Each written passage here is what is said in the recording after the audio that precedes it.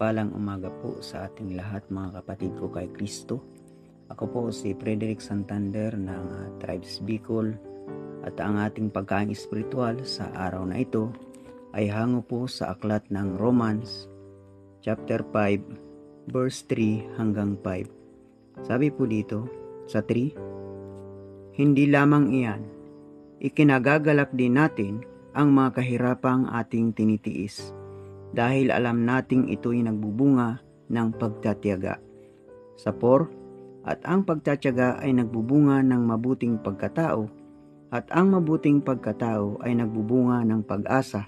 Sa 5, at hindi tayo binibigo ng pag-asang ito sapagkat ang pag-ibig ng Diyos ay ibinubuhos na sa ating mga puso sa pamamagitan ng Espiritu Santo na ipinagkaloob sa atin. Purihin po ang salita ng ating Panginoon. So ang talata po na aking binasa ay sulat ni Apostol Pablo sa mga taga-Roma na maging sa panahon po natin ngayon ay ipinapaunawa niya bilang mga napawalang sala na tayo sa pamamagitan ng pananampalataya at pagtanggap natin sa Panginoong Hesus. Tinatamasa natin ang kagandahang loob ng Diyos at ang pag-asang tayo makasama niya sa kanyang kaluwalhatian. Kaya lamang po mga kapatid, minsan sa buhay natin, kapag may mga dumadaan sa ating may hirap na sitwasyon o mga problema, minsan ang bilis nating sumuko. Minsan ang bilis nating manghina. Minsan nakakalimutan natin ang sinabi ng ating Panginoon.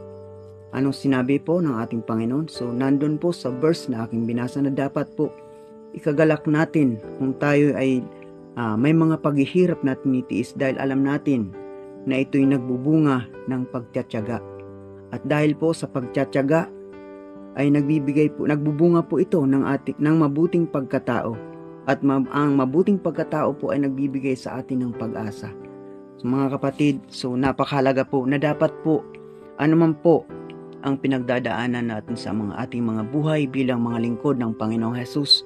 So dapat ay manatili po tayo na babad sa presensya ng ating Panginoon. Bilang isang Kristiyano, kaakibat na po sa ating mga buhay ang mga pagsubok. Ang mahalaga po ay hindi tayo lumalayo sa Panginoon. Dahil alam naman po natin na ang paghihirap na ating mga tinitiis, ang mga pagsubok na ating dinaranas sa ating mga buhay dito sa lupa. At dahil po dito po na susubok ang ating pananampalataya. Dahil sa ating pagsunod sa Panginoong Hesukristo, dito tayo tumatatag sa mga pagsubok, sa mga problemang ating pinagdadaan sa ating mga buhay. Dito po tayo tumatatag. Dito po nasusukat kung anong level na ba ang ating pananampalataya sa ating Panginoon. Kung paano ba tayo sa Kanya naniniwala at nagtitiwala. And then kung paano magiging matibay ang ating pundasyon bilang isang Kristiyano. So, dapat po ay hindi po tayo mawalay sa ating Panginoon.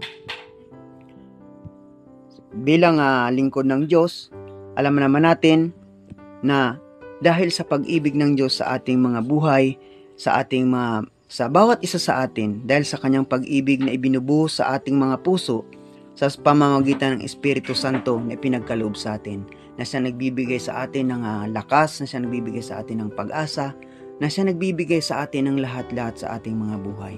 Kaya mga kapatid, anuman po ang mga kahirapan na ating tinitiis, alang-alang sa pagsunod natin sa ating Panginoon, so huwag po tayong lalayo sa Panginoon. Bagkos manatili tayong babad sa kanyang presensya, manatili tayong sa kanya lang nakasandal, sa kanya lang tayo umasa, wala ng iba.